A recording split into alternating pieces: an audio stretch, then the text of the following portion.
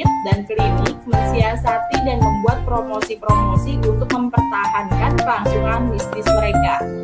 Bagaimana caranya rumah sakit dan klinik untuk membuat promosi-promosi untuk mempertahankan kelangsungan bisnis?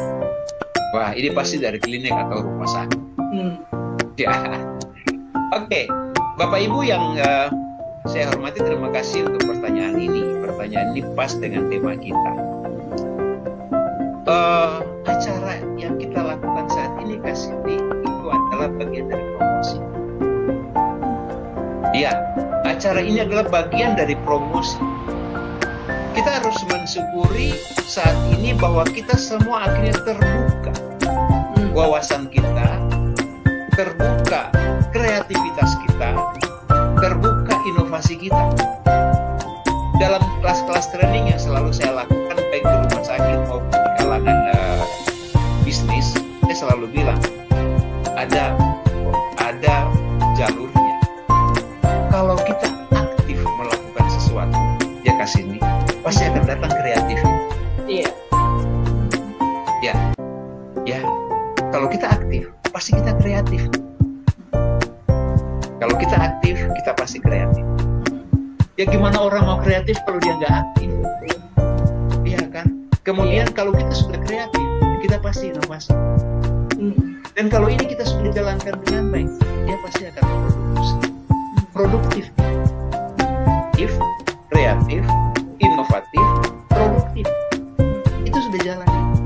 Nah, saat ini kalau tanya bagaimana mensiasati, buatlah yang promotif saja, dan itu harus kita datangkan, harus kita lakukan. Misalnya saat ini online memberikan kita atau memberikan kita atau memanjakan kita.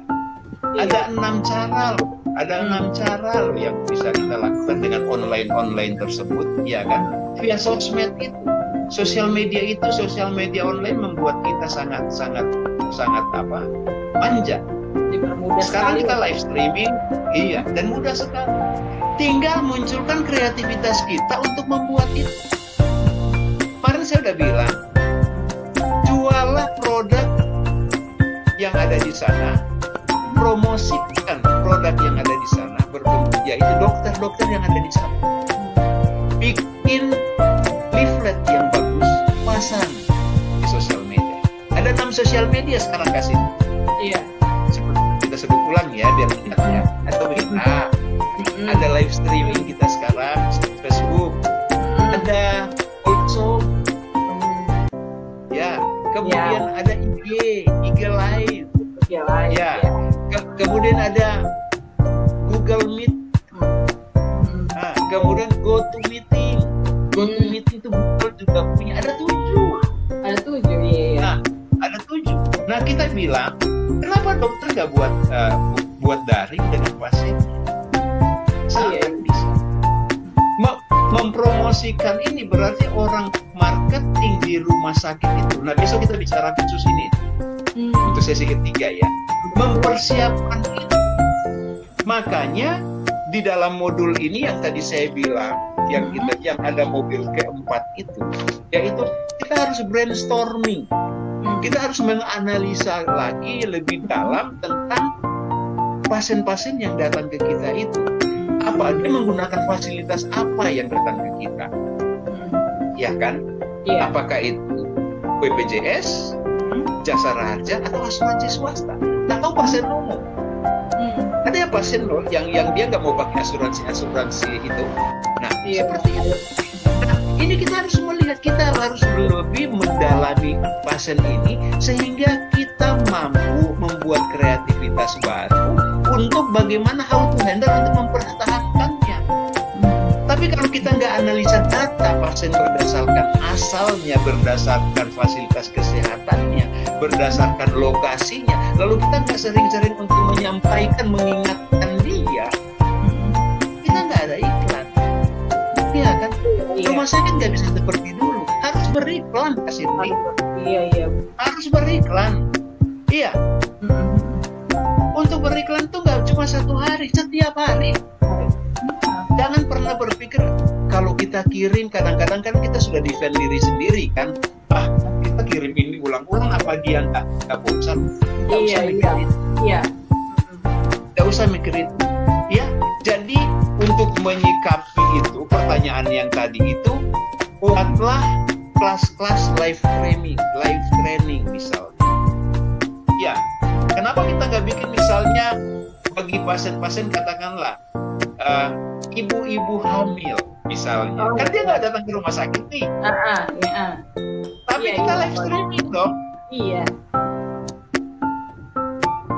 gurunya, pelatihnya di depan, lalu kita kirimkan link itu ke pasien-pasien kita, lalu Iya. kita di rumah sakit melakukan itu, gurunya, lalu pasiennya mengikuti, kan kita bisa lihat Iya, iya, Bang. di rumah.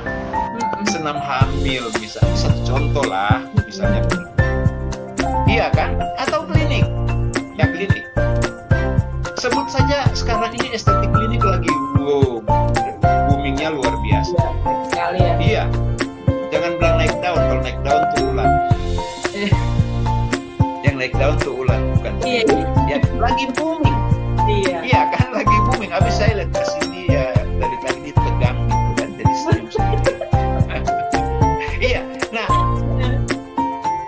estetik klinik, bagaimana facial itu yang biasanya ibu-ibu datang, sekali ini oke, dia dedicate ini untuk customer mereka, dia bikin kelas untuk di rumah, ibunya di facial sama bapaknya. Oh, iya, iya. Bisa. Atau kebalikannya, bapaknya di facial oleh ibu. Kasin di era sekarang ini kita menjadi pintar loh. Kasin di pasti di rumah yang nggak bisa masak udah bisa masak kan. Iya, banyak. Mau Rasa nggak mau. gimana aja juga dapat. Tuh, sudah bisa bikin kue kan? Iya. Sudah bisa masak Indomie tanpa bumbunya kan? Sudah bisa. Nah, itulah membuat kita, itulah namanya new normal itu. Kita terbiasa dengan hal-hal baru. Nah, kenapa rumah-rumah sakit, klinik-klinik itu tidak melakukan? Dokter gigi misalnya, klinik gigi bermunculan di mana-mana. Dia kasih edukasi. Dia pasti punya pasien, kalau pasien ada. Pasien misalnya katakanlah kita bikin pakai behel, katakanlah gitu ya, behel. Itu kontrolnya 1-2 tahun loh. Malah 3 tahun loh. Nah, sekarang ini karena kondisi yang seperti ini, kenapa dia nggak streaming dengan core pasiennya? Misalnya satu dokter gigi punya 10 pasien yang untuk kontrol behel atau kawat gigi. Kenapa dia nggak lakukan? Kenapa dia nggak lakukan? Ini saatnya kita melakukan itu. Bayaran akan datang. Kalau kita memberi, itu ibarat bola ke sini. Kita lempar, pasti dia balik ke kita. Gak usah mikir sekarang. Akan datang itu. Iya, seperti itu. Klinik apapun. Tadi sudah, ya, klinik gigi bisa, klinik kecantikan bisa, rumah sakit banyak sekali. Kemudian di rumah sakit itu kan ada humas, ada marketing itu. Banyak hal yang dia bisa buat. Banyak hal yang dia bisa buat di sana, tetapi dibutuhkan kreativitas supaya akan muncul inovatif. Dan kalau sudah itu akan muncul hasil, akan berproduksi. Rasanya jawabannya itu.